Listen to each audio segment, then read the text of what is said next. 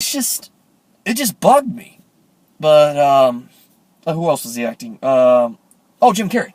I forgot. Yeah, Jim Carrey. Jim Carrey was he was actually good in this movie. He was only in this movie for about 10 minutes full footage, but he's people say he's in this movie for only 10 minutes. Like, yeah, screen time with him, but he's probably in this for the first 40 minutes of the movie or so. Yeah, off and on the first 40 minutes he's in. Yeah, so it's not like he's not 10 minutes he's there and then boom, he's cut out. So if you're hearing the rumors that, he's only in for 10 minutes, I was like, well, maybe total screen time. Makes him writing the movie off a little bit more unbearable.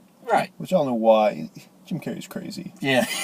I can see why he distanced himself from this movie. He's got his own problems, but that's a whole other issue aside. This is the last this and what was it? Burt Wonderstone are the last the only two movies he's done in the past 10 years. I got that. Yeah, the 5 years. I'll give it 5 years. Yeah. I don't know. Jim Carrey needs to calm down. Yeah. He was good in this movie though. I mean, he's good. Jim Carrey's good in this movie.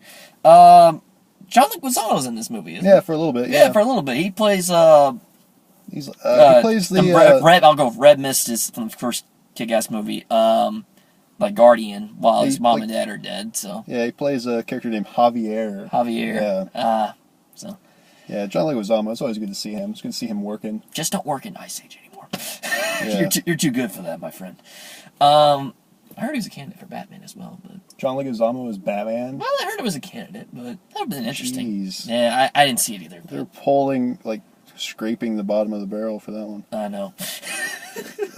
I just read the thing. It was But going back to what I said earlier about the story, how the A story is pretty much Kick-Ass, just learn not to be a superhero, and going back to our B story, and the B story is supposedly the thing that I really did not like the most in this movie. It's pretty much like Mean Girls, only with Hit Girl as the main character instead of Lindsay Lohan. Yeah. And I really, really hated that part of this movie. Because it was pointless. It was really pointless. If you just take that out and just have her, say, I just don't want to be in this anymore, pretty much that had no influence whatsoever of her going back to be Hit Girl. No. They had no purpose whatsoever in this movie. Because pretty much she goes back to being Hit Girl when, spoiler alert, one of the main characters from Kick-Ass group gets axed off, and she realizes, okay, evil is wrong, and then she wants to go back and be Hit Girl. It's the Mean Girl storyline just played nothing.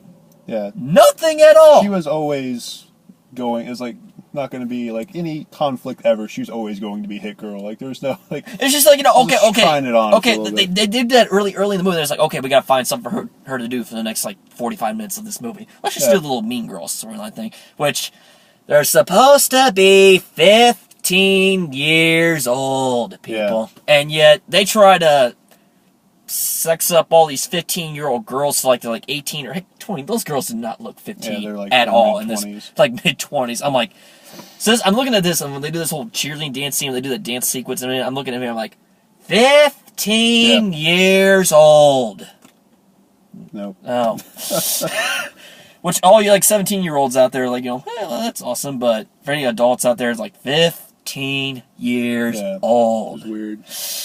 That was just weird in general. And then I don't know, at the end of the movie, like I said, they kind of mesh Kick-Ass and Hit Girl together as a thing. Yeah, I think that's where they're going. I think that's if they make a third movie, which this movie made $40 million total, which is not bad. This is the second or third week with all of its advertising and everything. It made a profit. I mean, they're going to. Yeah, there may be a third one. There's going to be a third one. It'd be interesting to see where it goes. Third one goes, which it sets you up for a third one, but.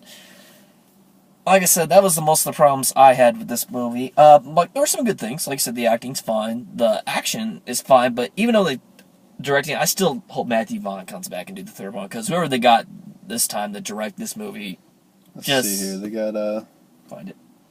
Jeff Wadlow. Let's see what he did. I don't know. On the Wikipedia machines. That movie knowledge is not known to Jeff Wadlow. But it almost felt like they had a different team working on this movie. Because the sets didn't look that great. The set design, the backgrounds, even the window scenes, really, you just that crack window, and that's the best effects you could come up with. All right, so he's. What did he do? I just want to find out. See if let's see. He directed nothing I've heard. This is his first direction. Let's see. Let's see. Well, he directed Cry Wolf, which was a horror film, I believe. Never Back Down. Oh, that was the last movie he directed. That makes perfect sense. That explains, that especially explains the Mean Girls thing, doesn't it? Yeah, kind of. Oh, dear Lord. Yeah. See, but he's been doing Matt Vaughn, if you are watching this vlog about your sequel to your movie you made, please come back, because this guy didn't do it for me. Let's see here. The direction was not that great in this movie. Like, some of the effects were okay, but... He's going to be directing an X-Force movie, so... Oh, dear Lord. Yeah, we're going to see I think X-Force is in trouble, and I don't even care who they get, though, because if this guy's still behind the camera, then... Yeah. It's in trouble. He even did the screenplay for it, too. Wow. Oh, okay, then we know it's in trouble, because are they have, like a storyline going on? We're going to be okay. Oh, you have more lights. More light, though, yeah. Low budget here, I'm telling you. But... yeah, like, I think X-Force is in trouble. But overall, I say it's a good rent, I think, maybe. Get on Redbox, maybe. Yeah, if you're a fan of the first one, get it. Yeah. If you're a fan of the comics, which we both read, have you read the second graphic novel? You skimmed through it, or? I skimmed through it. Yeah, I'm not a. Well, yeah, because I don't think Mark Miller's what he is hailed as.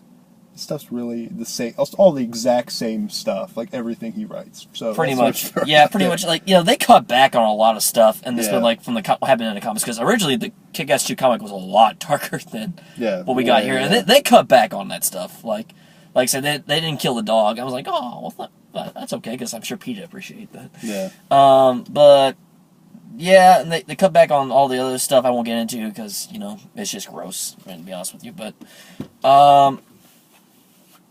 if you're looking for a faithful adaptation of Kick-Ass 2, I wouldn't say it's there, to be honest. But then again, it depends if you're really into the comic books that much. I just realized something. That scene where there's a scene where Mother Russia's killing everybody, pretty much. The two cops in the cop car that the lawnmower comes through, Mark Miller and John Romita. Really? Yeah. I knew I recognized that guy. Yeah. I'm pretty sure that's who that was, because they cameoed in this movie. So. Oh my goodness! Now that makes me enjoy that scene a little bit more. Yeah, I think that was them. Anytime I see Mark Miller, he's always very pasty white Irish looking guy, red hair. Yeah, I think that was him. Oh dear. Yeah. 90. I'll lower. I think you're right, because if he was there, then what better way for him to show up, I guess, but. Yeah, but like I said, just come back and direct Kick-Ass 3. That's all I'm asking. Just come back. But like I said, final thoughts. I give this movie... I'll give it a C. Yeah, I'll give it a C+. C, I'll give it a C. So that's our final works, and unfortunately, the next crossover video we do is probably not going to be for another 6 or 7 months, though, isn't it? Probably not going to be until next summer. Okay, so we got Godzilla, I guess, coming out next summer, right? Yeah, we'll try to make it home. Okay. So. All right. Sayonara.